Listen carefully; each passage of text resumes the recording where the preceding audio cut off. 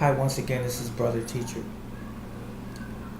I want to first of all thank all of you that responded to my first video when I asked if you want to know how to avoid having colonoscopies and rectal exams in the future. I want at least 10 people to ask me how, and you have responded wonderfully, and I really truly appreciate the sentiments. They were very noble and very kind, to say the least. And with that said, this is part 2 of the first video, as I stated, and I want you to bear with me for a moment. I can be sort of long-winded, but I'm going to try to cover all of the key points in this particular video, and you'll see me look around at my notes to make sure that I don't leave anything out. And I apologize for looking off, because I have a different camera on this particular computer, but the audio is a little bit better than the one prior to this one. So just please bear with me. Now, I'm going to speak sort of hypothetically, as if it were me, but I personally would follow the same protocol.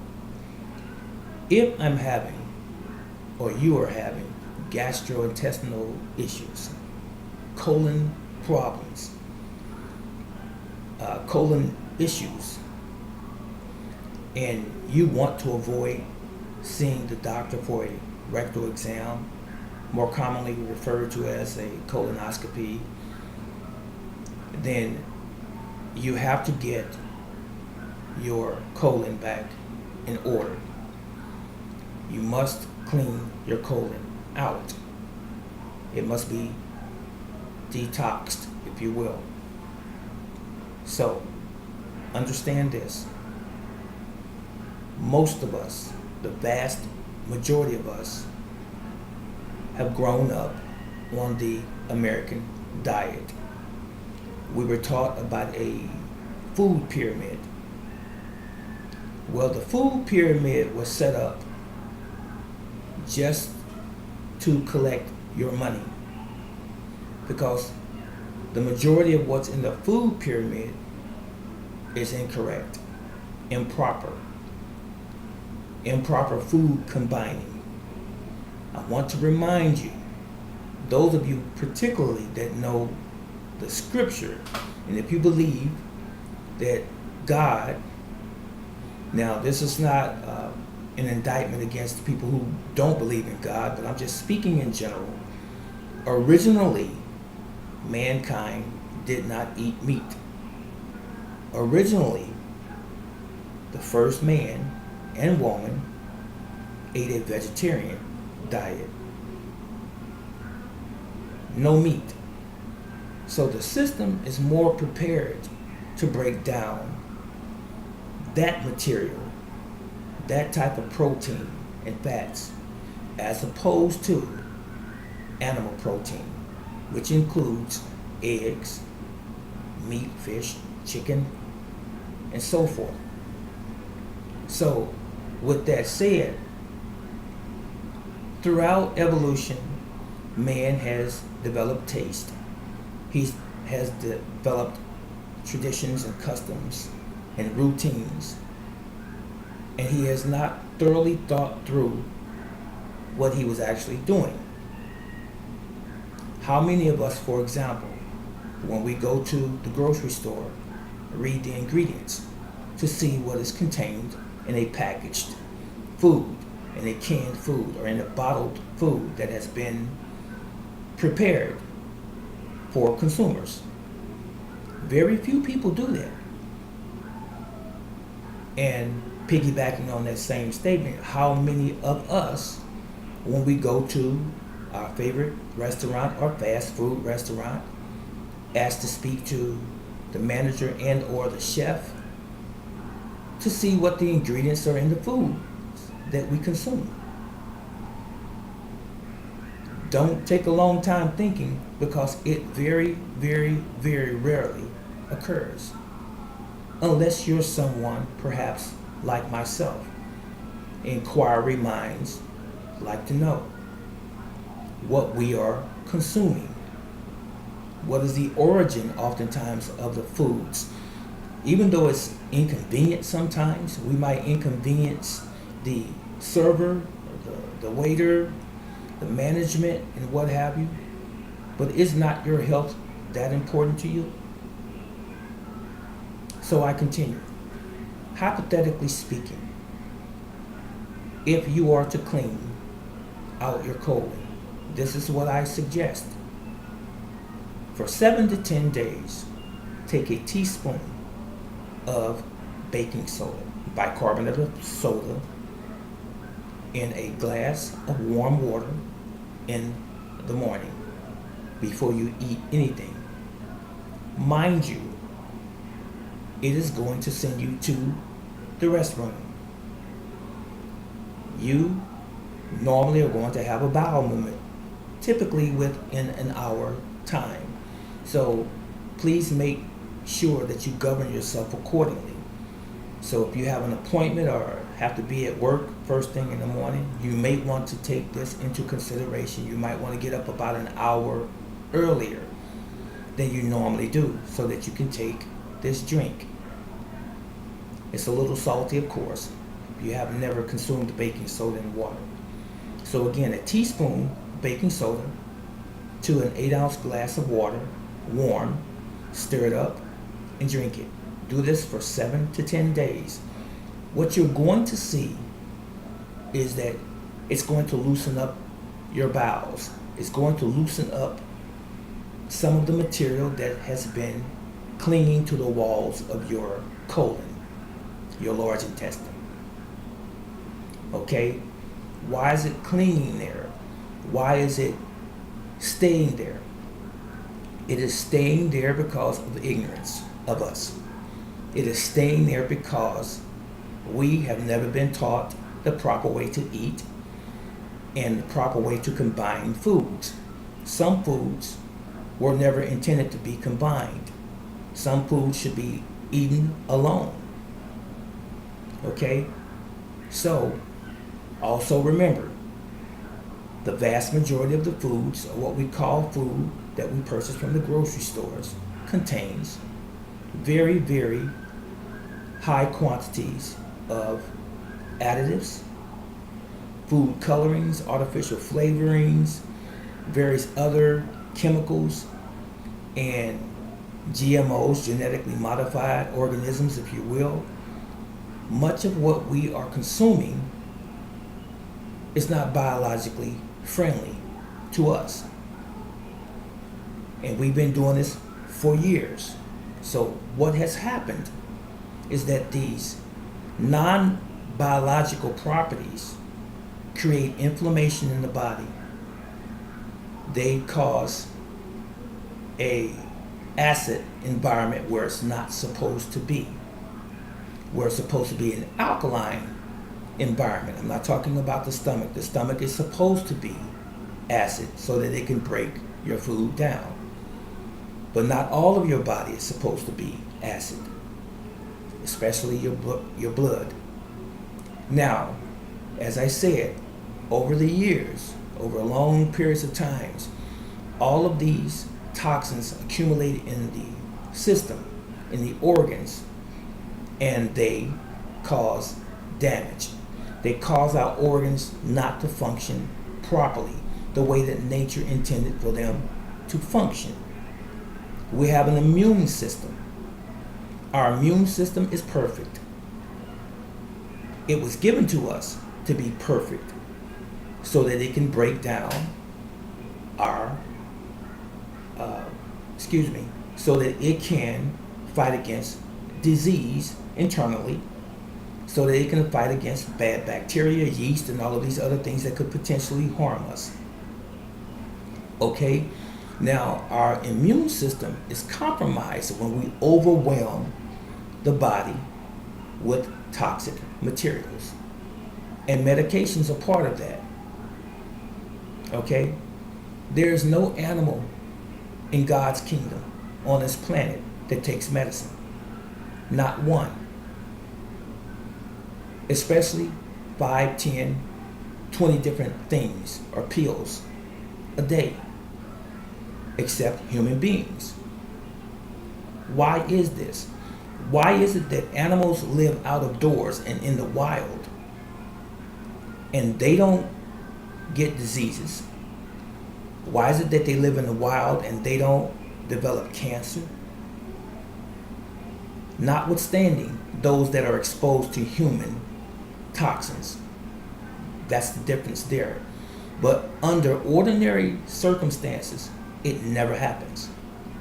Only human beings who live within the confines of a home, of a house, we get the diseases.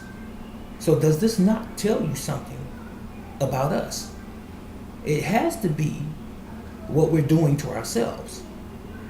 You see, cancer is not the disease cancer, that is. It is not something that just happens. It is something that is caustic. It is something that comes as a result of us doing something. So apparently what we have been doing has been improper, incorrect. And we need to learn how to get our immune system back and how to get our body back into a state of homeostasis or balance. Our body simply is unbalanced. And when it is unbalanced, then we have opened up the door for all manner of diseases, to include cancer. That's it. So, 7 to 10 days, baking soda, teaspoon, 8 ounces of warm water, 7 to 10 days. In the morning before you have a meal. If you like and you want to be a little bit more aggressive depending on your general health, you can do it in the evening as well, or in the middle of the day. Just depends on your scheduling. But at least do it in the morning for 7 to 10 days. Now, make very certain, this is very, very important. Stop doing the things that's causing your conditions in the first place. You can't have cancer-causing agents in your body and continuing to ingest and drink these types of things and then try to fix those things at the same time. One has to take precedence over the other. So either you want to be healthy or you don't want to be healthy. Now, I know a lot of the foods that we've consumed over the years, we developed a habit and a love and a like for these things because they taste good, but it doesn't make them good for you. So we have to learn some new habits. We have to change our paradigm, so to speak. So I told you about the baking soda. So what else should we do?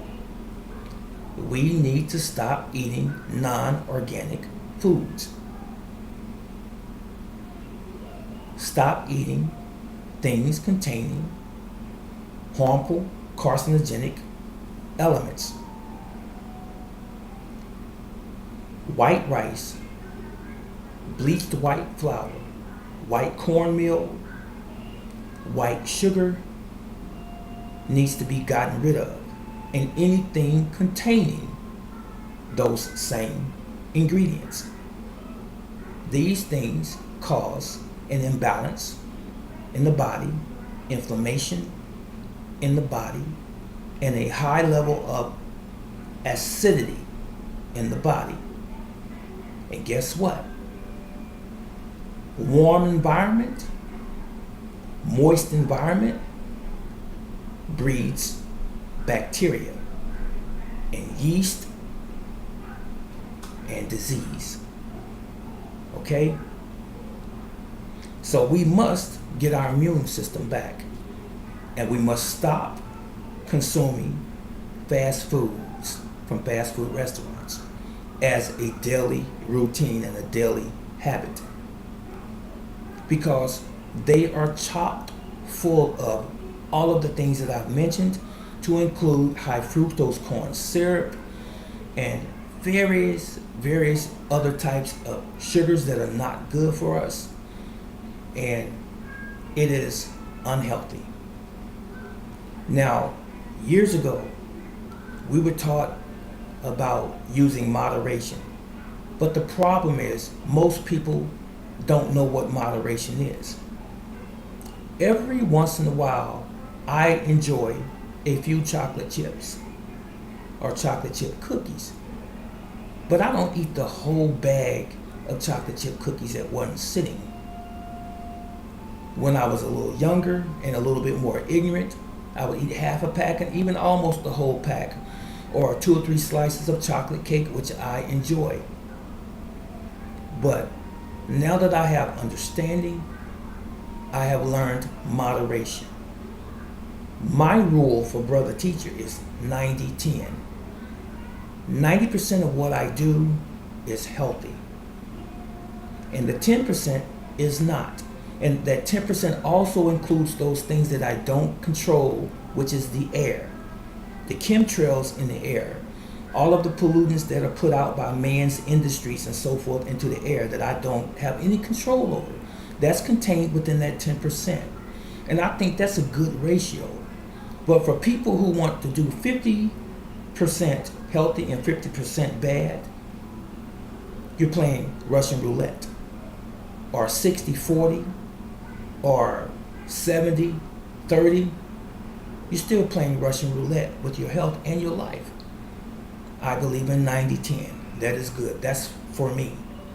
So every once in a while, I may eat a slice of pizza. When I say every once in a while, I'm not talking about once a week or once every 2 weeks. I mean maybe once a month or once every other month. That way my system always has the dominance of being in good health.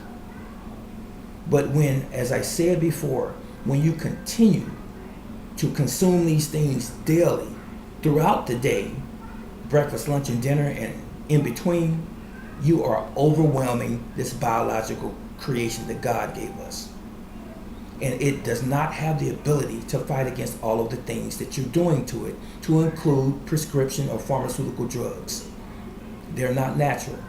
Only in an extreme emergency should you use pharmaceutical drugs, not as a normal protocol. Did you note what I said? I'm not advising anyone to go against their doctor's advice, but you must talk to your doctor seriously about your health. Start researching and studying for yourself, and stop letting the doctor be your God, because doctors make mistakes. Doctors don't study homeopathic and natural medicine. They study allopathic medicine, which includes surgery and prescribing pharmaceutical drugs. And pharmaceutical drugs destroy you over time. They destroy your liver, your kidneys, your gastrointestinal system, your lungs, and the list goes on. Don't forget, we are complete. We are a whole. One organ doesn't suffer by itself. The whole body, the whole unit suffers. Understand this. When you eat food, you're eating not for your toes, not for your heart, but for your entire body to receive nutrition. Your entire body, because it is one complete unit. So it is impossible for you to treat one aspect of your body and the other aspect or aspects is not being affected. Okay? So, after we have overwhelmed our body with all of these things, we develop something called cellular acidosis. Your cells become acidic. And when that happens, disease is coming, to include cancer. Now understand this. Cancer is normal. Your immune system fights off cancer, or so-called cancer cells, every single day, 24/7. What happens is that when you overwhelm the biology of this system here with all of that toxic material in the foods, in the environment, in the air that you breathe, in the water that you drink, in the drinks that you drink. You cause a condition that your body cannot recover from, so it becomes overwhelmed, and then it becomes a breeding ground for cancer. All right? So, here are some things that you could take outside of doing the 7 to 10 day bicarbonate of soda or baking soda drink that I told you about. These are the things that you can do to get your health back. Make sure that you have these in your apothecary or in your home all of the time. One of the things is nettle. It's green. It fights against colon cancer. The other thing that fights against it is garlic. Of course, everything that I'm mentioning to you should be organic. Make sure that you find out what the source is. We've got ginger and we've got turmeric or turmeric. Turmeric is a great anti-inflammatory agent contained therein in the curcumin. Okay? We also have parsley. We have chlorella, which is a blue-green algae, and we have spirulina, which is a similar type of algae. Most people call it an algae, but it is really not an algae per se. But both of these fight against heavy metals. They fight against radiation. They withdraw it from your body tissues, and they expel it through your bowels and your urine. Okay? So I'm going to say these again to you. Nettle, ginger, turmeric or turmeric, parsley, garlic, chlorella, spirulina. These should be a part of your daily life, your daily diet. And this is just a few of the most powerful ones. Okay, now, if you want to try to restore some of the natural flora in your gut or in your stomach, you may want to consider, and I'm not a fan of dairy. I don't consume dairy. That's my preference because there's a lot of problems with dairy. So, yogurt for some people, if that's what you choose, sauerkraut, and kimchi, which is a Korean dish. It helps to restore the probiotics into your gut again. Now, mind you, I've said this in time past before, that 80% of your immune system is in your gut. When you put all of those chemicals in here that I stated earlier, they compromise your immune system and you have no immune system anymore, thereby again allowing cancer and other diseases to enter in. Now, one of the things about cancer, since I just mentioned cancer to you, is this. Cancer loves sugar. Stay away from it because it helps cancer to grow. Stay away from white sugar. And there are some people, they are under the impression that the artificial sugars are better than sugar. They are not. Artificial sugars such as Equal, Splenda, NutraSweet, aspartame, and the such that's made in the laboratory all cause cancer. It does. If you use any type of sugar, I would suggest to you pure cane sugar, agave, coconut, or stevia. All of those that I just mentioned to you are natural, to include raw honey, unadulterated honey. The honey that you generally find in the grocery stores is not honey. Honey is just a term, okay? It is a common term. And manufacturers like to use the term honey even when it's not what we think comes from a beehive, okay? You want natural, organic honey. It cures a ton of ailments. It is an antibacterial food as well, and it never spoils. Remember that, okay? So now, make sure that you're eating during the day. You don't have to eat 3 meals a day, as we have been traditionally taught and brainwashed to believe. How much nutrition do you need in a day? Intermittent fasting is good because you have to give the organism sometimes time to rest from eating. In America, we eat all day long. That's too much for your body to handle. So intermittent fasting, which means sometimes you can not have any breakfast, and you can have lunch, and you can have dinner. Also, never eat before you go to bed. Right before you go to bed. Digestion was intended for you when you're up and moving around, not when you're sleeping. Your body is supposed to be recovering and repairing from the day's work. So when you wake up in the morning, your stomach should be empty. Once you taste food in the morning, if you choose to have breakfast and skip lunch and then have dinner, however you decide. But if you're going to have breakfast in the morning, when you first wake up in the morning, your stomach should be empty. Once you smell that food, once you taste that food, it activates the enzymes in the hydrochloric acid and the pepsin in your stomach, and it lets your stomach know that digestion is about to occur because you're about to eat.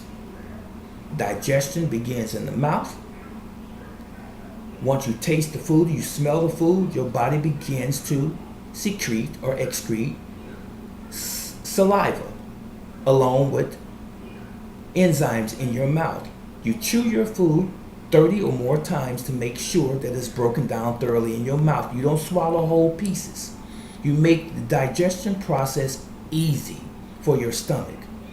And once you chew the food up, it should almost be a liquid when you swallow it. It goes down your esophagus, into your stomach. And from your stomach, it goes to the small intestine, and then to the large intestine, which is your colon.